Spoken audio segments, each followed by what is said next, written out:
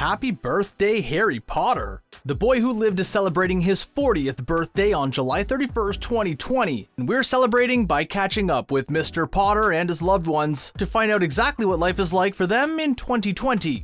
Discover everything we know about Harry's career, his fame, his marriage, and his family, with special secrets spilled by none other than J.K. Rowling. Catch up with Ron, Hermione, and Ginny too, plus more of your favorite characters that are still in Harry's life in 2020. Promise you'll write this summer.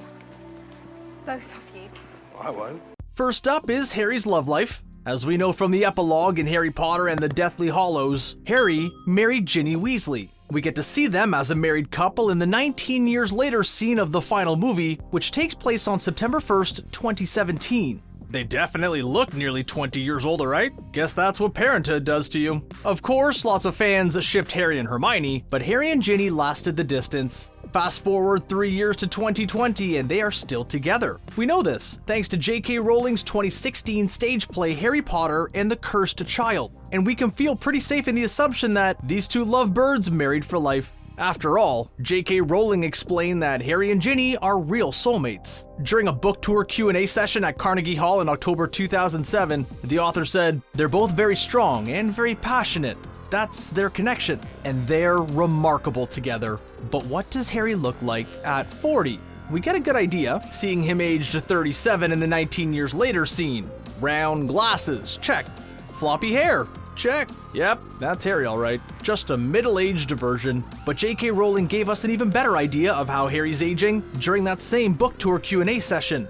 The author revealed that she married Harry Potter. What? That would be quite the revelation, but in all seriousness, what she actually means is that she believes her husband, Neil Murray, looks like what Harry would look like at a certain age. When you look at photos of Neil in 2007, you can see a resemblance. If only he would swap those rectangular frames for round glasses. Harry and Ginny had 3 kids together, each named after important people in their lives. Their firstborn, James Sirius Potter, was named after Harry's father and godfather. Ron and Hermione are his godparents. Their second child was named Albus Severus after Dumbledore and Snape. Neville Longbottom is his godfather. Their third child, Lily Luna, was named after Harry's mother and Luna Lovegood.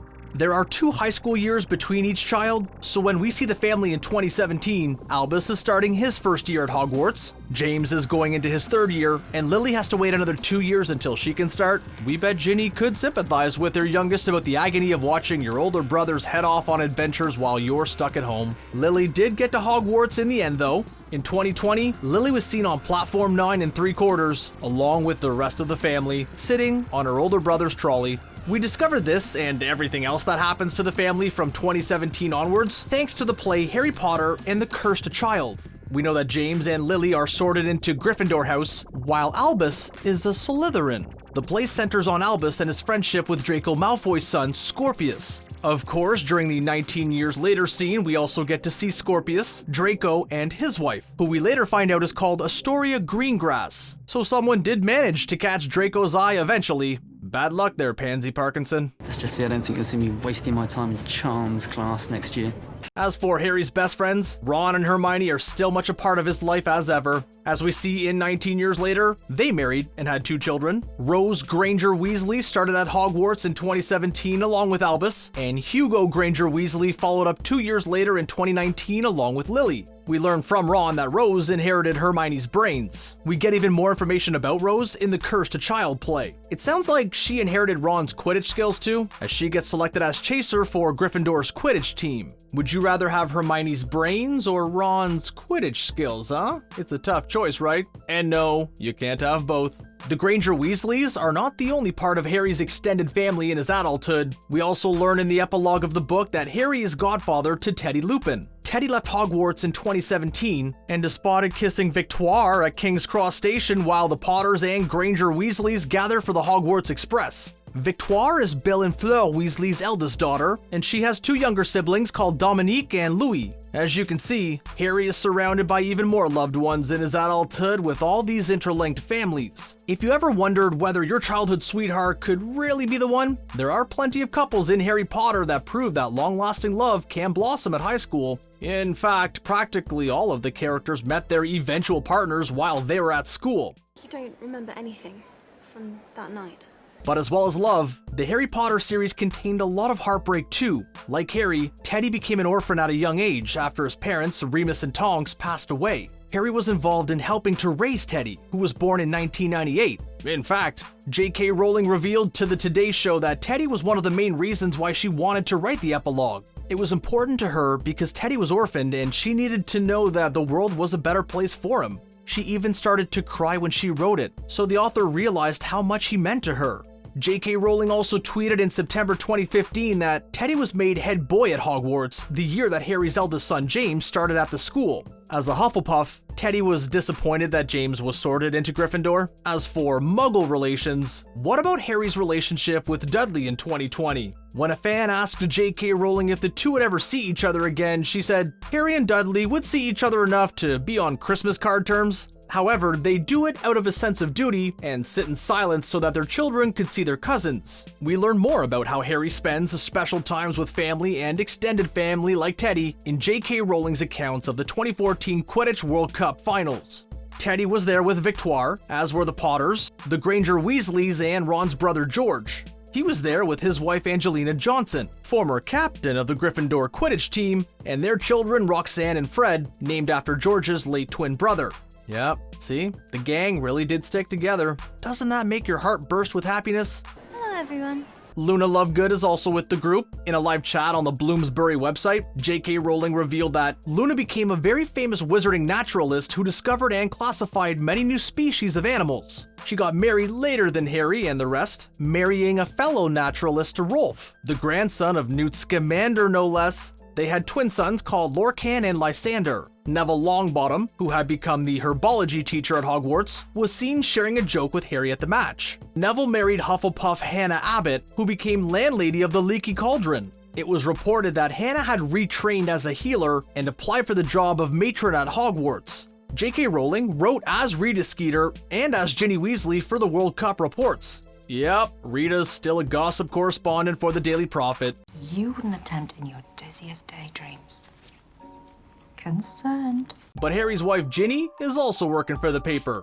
After the Second Wizarding War, she became a professional Quidditch player for the Holyhead Harpies. And then she became the senior Quidditch correspondent for the Daily Prophet, which was her job at the time of the 2014 Quidditch World Cup. But by 2020, Ginny had been promoted to the position of sports editor. Hermione is also flying high with her career in 2020. Stay tuned for all the info on that and to learn about Harry's career. But back to that World Cup. Rita Skeeter reported that Harry and the rest of Dumbledore's army were given the VIP section of the campsite. Harry took his sons, James and Albus, to the players' compound to meet Victor Krum, who's still the Bulgarian seeker. Rita claimed that Harry, even before he turned 34, had a couple of threads of silver in his black hair.